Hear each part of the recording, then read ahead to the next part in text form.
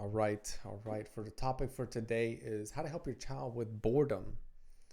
Now, what I want to do is I'm going to share with you three strategies that you can utilize to support your child when feeling bored.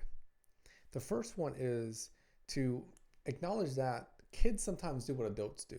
And it's where we use like these really large encompassing terms that may have other adjectives or ways that it could be described. So, I could say I feel bored. And then you could say, well, imagine bored, right? Boredom's not even a word. What else would you say? And I go, I feel disconnected. I feel a little bit stressed, overwhelmed. I feel like my energy's low, right? And that's a strategy that we can do as parents. Whenever we're trying to support our kids with feeling bored, right? With dancing, with this area of life, we can sit with them and ask those type of questions. A couple of more that you could look at as far as questions to ask is what other word could you use instead of bored? What does your body feel like when you are bored? What does feeling bored make you want to do or not do? So as you're sitting with your child and they're experiencing this area of boredom and there's a struggle there, those are avenues that you can take to create growth in that area.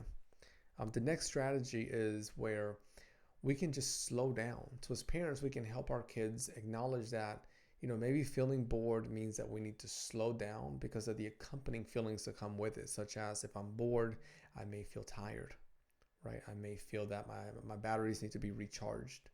So as a like fun and creative way, you can have maybe a room in the house that has like green plants, right? Green in the area of psychology is connected to like calmness.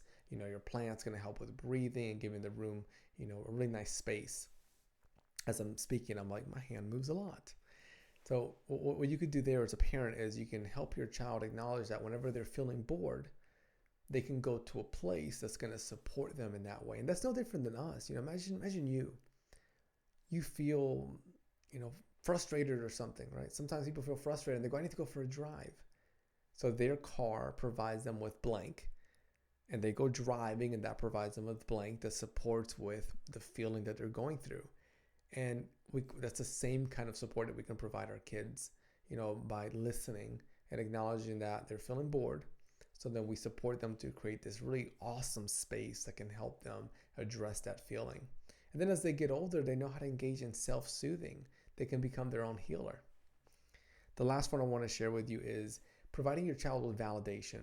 Validation means that if my daughter comes up to me, she goes, Dad, I'm feeling bored. I'm sitting with her. I'm putting my phone down. I'm connecting and I'm saying, tell me what's going on. When did you start to feel this way? What's it like, right? What does it make your body want to do or not do? Maybe I even use myself as examples and go, I get it. It's times where I felt bored. And then what you're doing there is you're teaching your child so many things by validating what they're feeling. Some of those include you're teaching them to acknowledge the connection between the mind and body. That sometimes what we feel up here, what we think about up here, such as I feel that boredom, I'm thinking about, boredom, it can connect to the entire body, all the way to from muscle tension to maybe you just feel like a sense of lethargy, if you will. Another item that it teaches them is that they can advocate for themselves and that they have a support system and that it is okay to feel. It is okay to feel. Whenever we skip out on not providing our children with validation, right? So like if my daughter comes up and she goes, Dad, I'm feeling bored. And I go, well, you need to snap out of that. You need to get some energy. Let's go, girl. Let's do things. We got to do blank. In that moment, so much just took place. Sometimes we do that as parents because maybe we want the best for our kids. We see boredom as a negative. We see it as something that's going to impede or limit them in life. What's happening in that moment, if we really break it down, is that someone came to a trusted person and said, I feel. And that trusted person in that moment dismissed the feeling. Right? So if I'm the child, I feel dismissed. I feel not seen, not heard, not valued. I feel that I'm not a priority. I'm not important. It may increase my likelihood next time not to come to this trusted person. It may make me even engage in negative thoughts of negative talk. I came to my parent and I said, I'm feeling bored, and my parent dismissed it. So maybe that means that I should not feel bored. And when I feel bored, I'm going to attack myself and say, why are you feeling bored? You shouldn't feel bored. That's bad. So much can happen when we skip that moment of validation. I hope these 3 strategies are helpful to you in your journey of parenthood. It's all about learning. It's a journey where we learn, we fall, we get up, and we keep going. I appreciate the time that we're sharing here.